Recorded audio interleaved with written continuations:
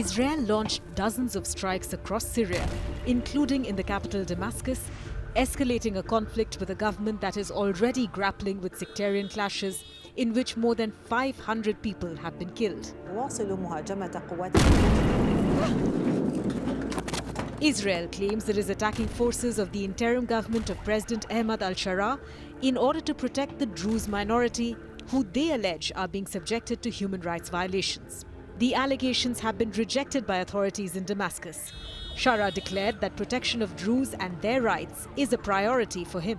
It's the latest escalation in a multi-front war that has ravaged the region for more than 21 months. Israel and Syria have remained in a state of war since 1948.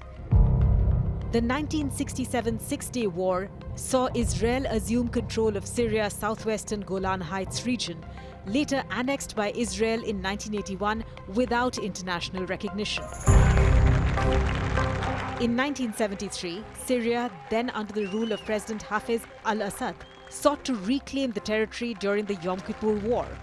But the conflict ended in another ceasefire, followed by a 1974 disengagement agreement that established a United Nations patrolled buffer zone. After his death in 2000, Assad's son Bashar took power and went on to lead for nearly 25 years, more than half of them with his country engulfed in a civil war during which he received backing from Russia and Iran.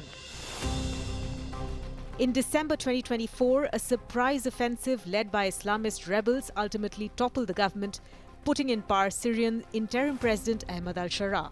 Israeli Prime Minister Benjamin Netanyahu quickly took credit for settling the conditions for Assad's downfall. He declared the 1974 disengagement agreement null and void and launched a large-scale series of airstrikes across Syrian military sites and infrastructure, as well as a ground invasion, seeking more territory beyond the Golan Heights buffer zone.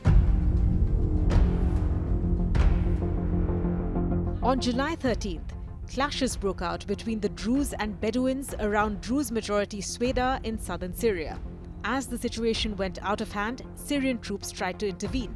Druze leaders have long bristled at the presence of government forces in Sauda. They have maintained their own militias while expressing fears of the new government led by Sharaa.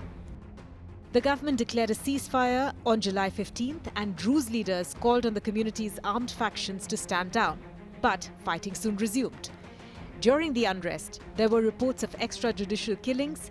Videos posted on social media appeared to show Syrian government troops abusing or humiliating Druze residents. That's when Israel decided to step in. Shocking footage showed the Israel Defense Force bombing the Syrian military headquarters in Damascus.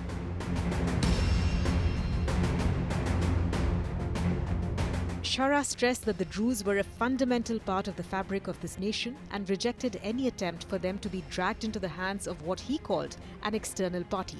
Syria's interim president said government forces deployed in Sauda had succeeded in restoring stability and expelling outlawed factions, despite the Israeli interventions, which he said caused a significant complication of the situation.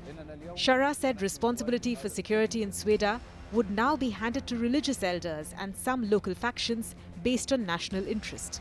He also promised that the government was keen on holding accountable those who had transgressed and abused Druze people.